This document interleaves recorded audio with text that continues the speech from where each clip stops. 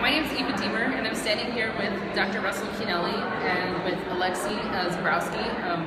I'm a graduate student, and Alexi's an undergraduate student, and we're both working at the University of Texas at El Paso. So we're going to explain to you a little bit today about a magic called graphene. You know, you use pencil lead every single day to draw things or to write things out, but each one of those is actually just individual layers of graphite. So graphene, at its smallest level, is a 1-atom layer thick piece of graphite.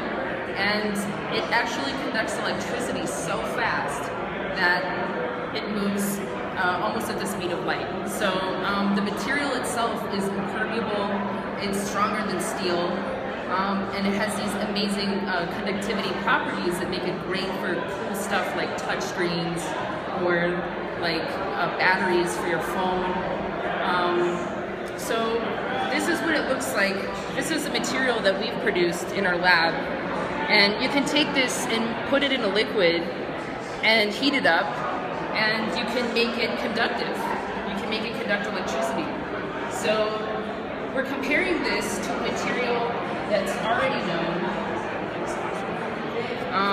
This is graphene oxide that lots of research is being done. In fact, there's 10,000 patents filed every single year on this material right here. And it's surprisingly, a material we're producing is really similar. But cheap. Yeah. So this bottle costs me about $125 to $250. And this bottle right here literally cost me a couple of cents because we make the roads out of it. It's about $10 a ton. So that's pretty much what we're doing right now, and we're making this material and we're comparing it to graphene that's already out there that's expensive, and we're getting new properties and new applications every time. My name is Aaron Nystrom, and I am the LIMS coordinator at UTEP. So I work with students, undergraduate and graduate students, working on research and design projects, developing low-cost prosthetic technologies for the developing world. So low-cost technologies to try to benefit the majority world that need the prosthetic devices that they can't afford, because most of them are developed for the United States and wealthier nations. So this product that we got the grant to work on is a prosthetic foot, and through a couple of methods of simple manufacturing and very adjustable, what's the word I'm looking for? Very adaptable pieces, we can cut a lot of the cost out of the type of device that this would cover. So a typical carbon fiber foot like this in the States costs between $1,000 and $4,000, depending on what model you have. The advantages of a foot like this over what patients in the developing world typically can get are that it has what we call energy return and helps the patient walk more naturally. But obviously, someone who's living on $2 a day can't very well afford that kind of technology. So this is much more affordable. At this point, the cost of the prototyping was about $80. So in mass quantities and various other things, you can get the price much lower than that $1,000. All right, hey, I'm Brad Bryan. I'm an assistant professor at Texas Tech University here in El Paso.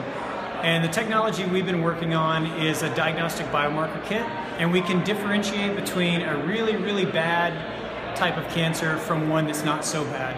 And why that's important is you want to know if you have a really bad cancer, and a lot of the current technologies are incapable of distinguishing those.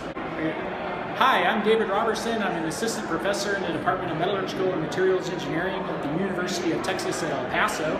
I also do research in the WM Keck Center for 3D Innovation, which is probably the biggest additive manufacturing laboratory, at least in the academic world.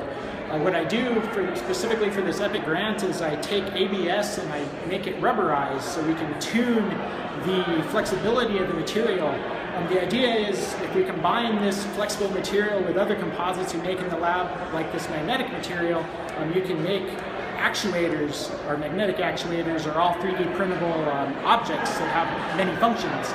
Specifically for this EPIC grant, we're trying to commercialize this rubber blend for shock-absorbing applications such as car seats or bicycle helmets or other types of helmets, where you can use the customization 3D printing allows to make helmets that can fit for a specific person's head, or if we have a car seat, something that's more conformal to a child. So hopefully we can get this commercialized and have this EPIC grant be a big success. Thank you.